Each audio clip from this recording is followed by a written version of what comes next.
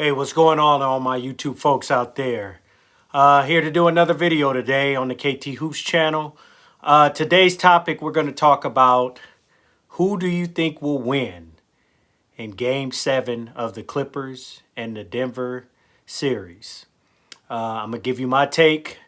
Again, please hit that subscribe button and hit that like button.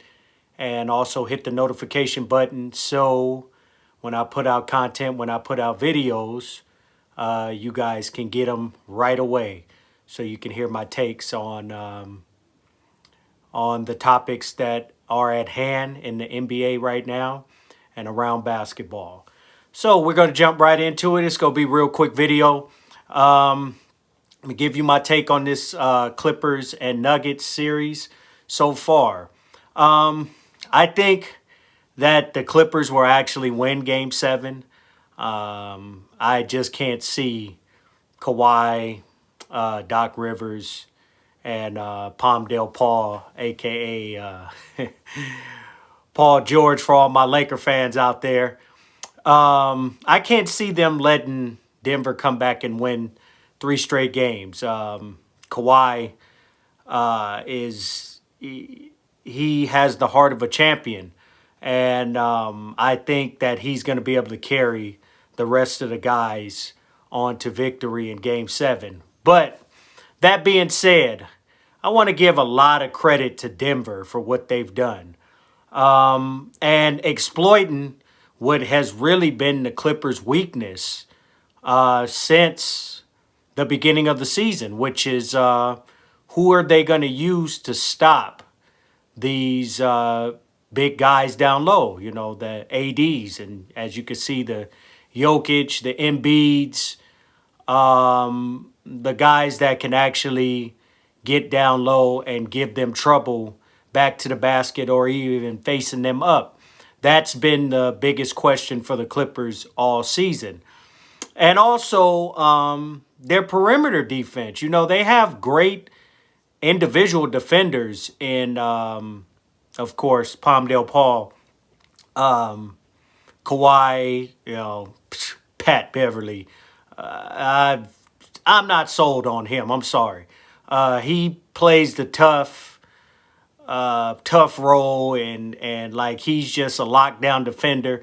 But every time I see people are smoking him, giving him numbers. So they may say that he's a lockdown defender. I give him credit for what he does, but for him to just act like he's Michael Cooper or Michael Jordan or Kobe or even guys on his team, Kawhi, and a lockdown defender, I'm not buying that with Beverly.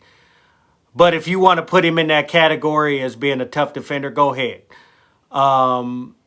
They have really had trouble stopping the guys like Jamal Murray and in the previous series with Luka. I did a video on Luka. Go and check that out about Luka.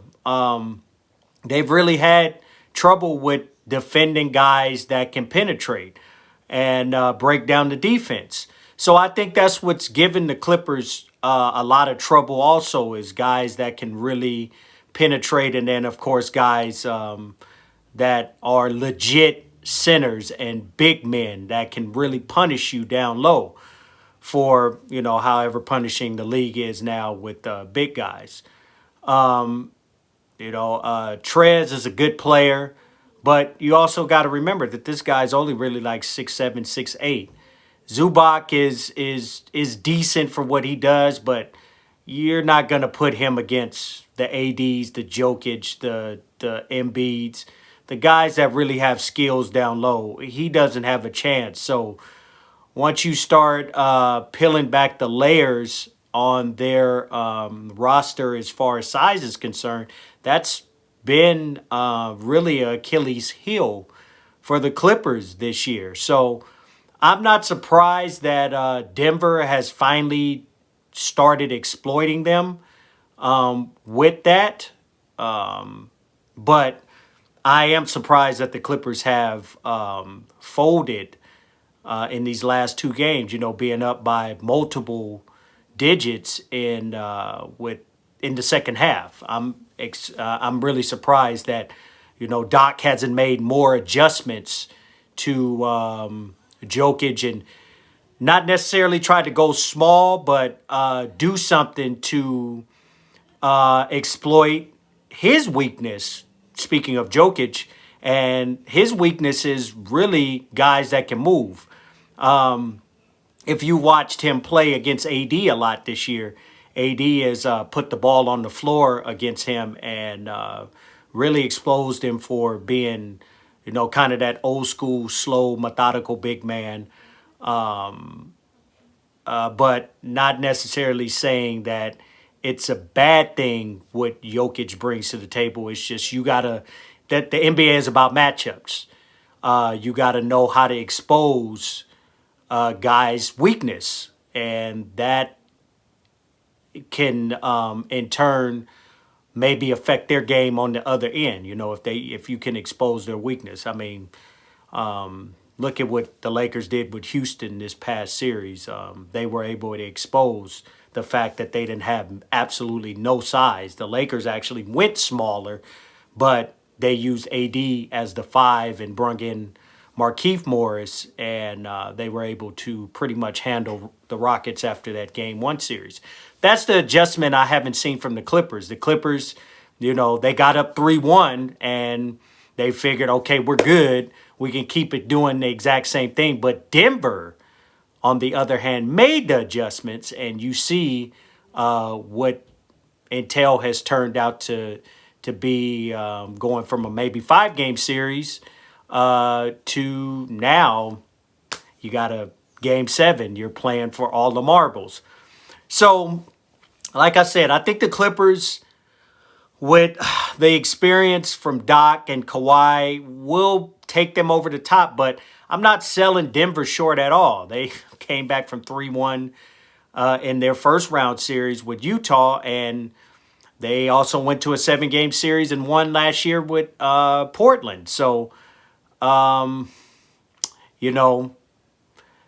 we'll see. We'll see what comes. I think the Clippers are gonna win, but I wouldn't be surprised if Denver came out and surprised them because we'll see if these other guys can show up for the Clippers too.